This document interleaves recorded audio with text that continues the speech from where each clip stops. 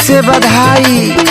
आवो ना तनी लगाई रंग। अरे ना ए जीजा जी, हम तो फंस गइल बानी खुदे यहाँ आके। आ जाना तानी रोवा गोजन को दे मन मानी लगा के। अरे सुना सुना का लगल उछाव धरे।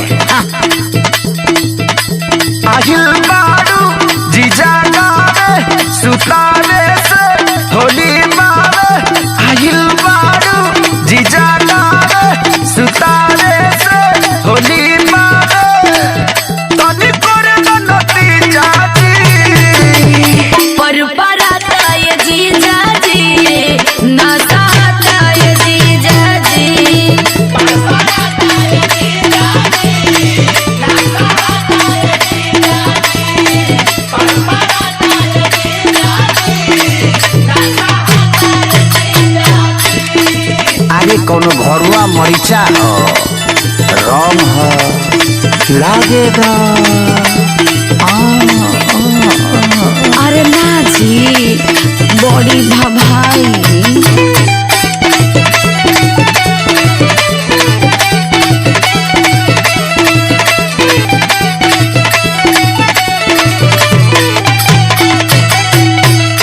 हाय हाय हाय हाय, अब बारिश बारिश के दिन में तू बहाना करता रू कि ठीक नहीं खेला। अरे ना ए जीजा जी, हमको बोतल वाले रहती तब नु हमरा बुझाई। पानी है कि बर्फ कुछ बुझाते नहीं खे। ए साली जी, मैंने हमरा माथा पर सी लिखल बा, हमरा पता नहीं कि तारा का नावेला। हई सुना जानी बेकार कर फगुआ के सीजन डाले ना दिल साली का बात रीजन।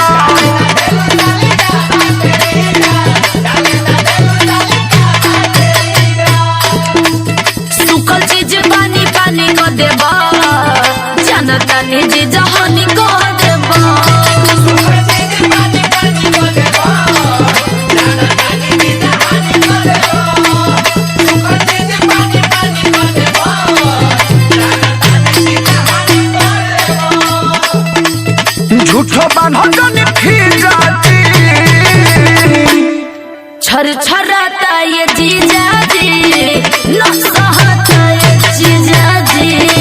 पर पराता ये जीजा जी, न सहता ये जीजा जी। पर पराता ये जीजा जी, न सहता ये जीजा जी। अरे अखिलेश बाबा बंटी हो संजय बाबू आदर्श हे अनुज आओ आओ ना ना ना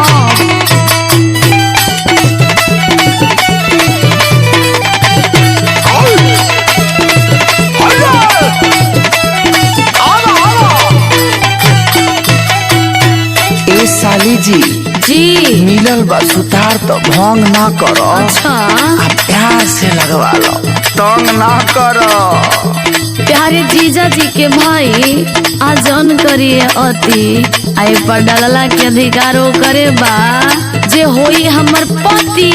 अरे बाह रे सती कोरोना भूसा होई भूसा भरल। कोना ये साली मुझसे जोड़िया जमवा।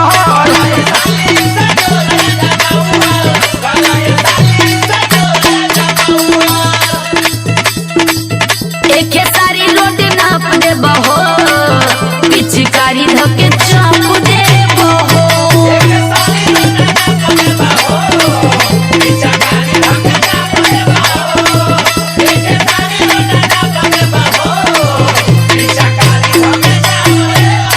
ऐसे का तो खालो अभिषेक कटी जाती। चरचराता ये जीजा जी, सरसराता ये जीजा जी।